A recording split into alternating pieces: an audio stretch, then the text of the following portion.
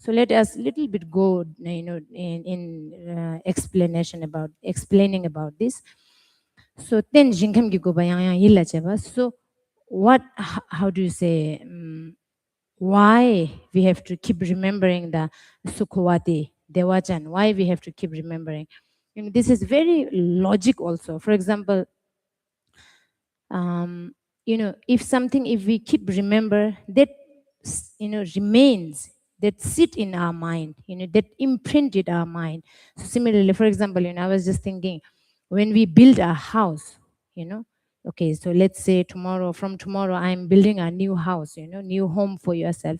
So you have to, call a architecture, I don't know, designer, whatever, and then from the day one, what kind of house you want to make, the design, how many floors, 1 floor, 2 floor, 3 floor. So I have, 3 bedroom, 1 kitchen, 1 living room, 1 bedroom, whatever, I don't know, whatever, the this thing. And then you have, from the day one, you remember that, and then how it's structured, how it construct. It takes, maybe 1 year, 2 year, 3 years, and then you finish, and now the interior designer comes, and the flowers, decorating, where to put sofa, picture, all this, so while you're doing that, your house is not completely finished, but you can see the picture, or my new house, so then now house is complete, very beautifully, your new house is ready to move in. So so today, if you are moving in, you're so happy about it.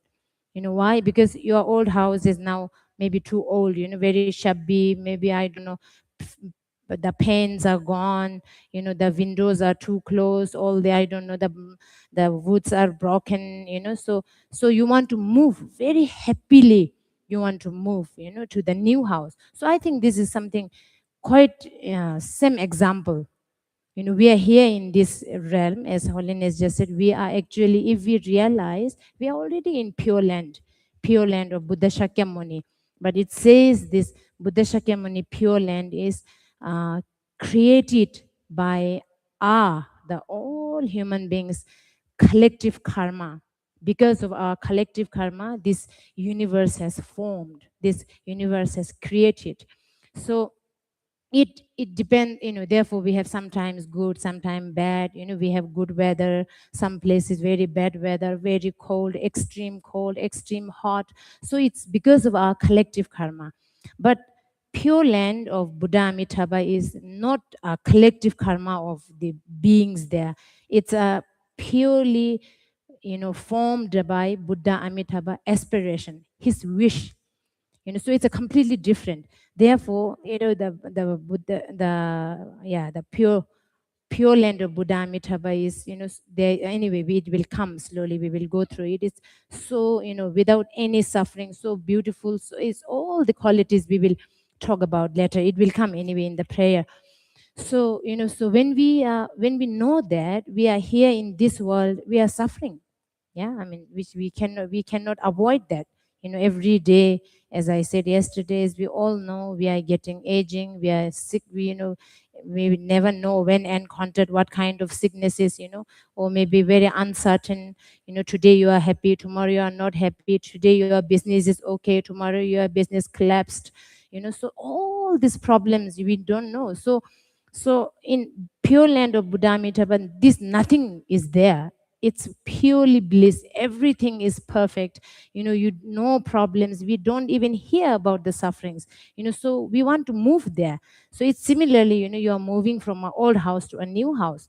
So you don't want to stay any longer in old house. So new house is very beautifully decorated. So everything is so fresh. So you are happy, and the new house picture is very much imprinted in your mind. You know how it looks like. Or you can even just close your eyes, and you can exactly picture the new home. So you want to go there. So I think this is quite similar. If therefore we have to remember the pure land of Buddha Amitabha again and again and again, how it very clearly explained in this all the prayers.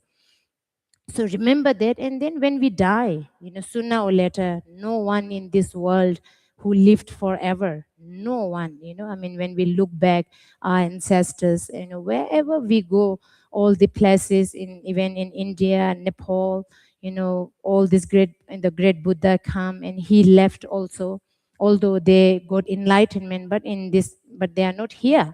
They left. Even these enlightened great masters, Mahapanditas, they left. So of course, people like us, ordinary people like us, so fragile, nothing to rely on. Of course, we all will die sooner or later. So when we die, we have a place to go. We are happy to move. Therefore, I think no, yeah, Jitun Mila said actually, very clearly. Just it's a Sangchung Gebayin. It's a, I'm attaining the Buddhahood. Kind of a semi Buddhahood. He is already Buddha, but I'm attaining a semi Buddhahood when we die. So it's kind very, I mean, something happy about. But for us, why we are so scared? Why we are so scared of death?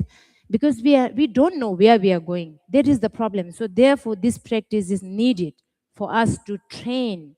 So then we don't have to scared. Why we are scared? One very reason is we don't know where we are going after death. Because we are not confident. We have no confidence. We have not enough of how do you say, practice, in this life. So we are very uncertain. Of course, we will, if someone just all of a sudden take you, say, come with me, then of course we will be scared. We don't know who this person is, where he is going to take me. Of course, we will be scared. So similarly, therefore, after death, we don't know where we are going. Why? Because we have never seen anyone where they've gone. For example, our grandfathers are gone, grandmothers are gone, and we just have to guess where are they now. We don't see. Therefore, we are also scared. Oh, I don't know where will we go. Therefore, practicing and remembering, repeatedly visualizing and remembering the Sukhawati, so then we are confident, that we will, when we die, we can just go to the pure realm of Buddha Amitabha. So that is the first cause. I think this makes some sense, kind of a logic. Yeah, the example is kind of a logic example. So that is the thing. And then the second one is accumulating merit. Yeah, accumulations of merit. Again, it says so sarjiba jambe lajenta lagjetang pendel me chinap khonale thabjenten ba mongba khonao. It very clearly stated.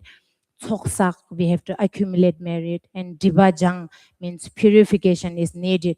Although we are, as Holiness also very clearly said this morning, we are primordially Buddha, but because of our defilements, because of our conception, we are completely covered. So that we have to clear. Therefore, we need the purification practices, vajrayana practices, prostration practices to purify our defilements. And then, and therefore accumulations of merit. So that is the second one. Yeah. And then third one is the generating bodhicitta. Again, anyway, this is, I already spoken about it, and everyone knows. This is something, of course, we all know. Changchup Kisem, bodhicitta, bodhicitta. Everyone says that, but we have to really put our hand in, in your heart, and then, try to be, in the present and feel, understand the bodhicitta, how precious it is, how important it is. Not just talking. Holiness said this morning, we talk a lot, we read a lot, but whether we are really cultivating or not, whether we really feel that is from your heart or not, so that's something we have to really, cannot neglect the bodhicitta, the third quality. And then the dedication, we also talked yesterday. So these four qualities, yeah, you must note down. I think from this retreat, note down and try to remember that, and try to practice in your day-to-day life. Yeah, so this is the four causes, or the four qualities to be born in the Buddha Amitabha. So we can say the first one is support, second one is cause, third one is companion, and fourth one is condition. Yeah, so ten, yu, dok, ken in Tibetan. Then the support is remembering the Sukhawati. And then cause, yu, the main cause is accumulations of merit. And then third one is dok, jangju gisem. And the companion, we need the, bodhicitta. And then the ken is the condition, is the dedication. These four, yeah, must remember that.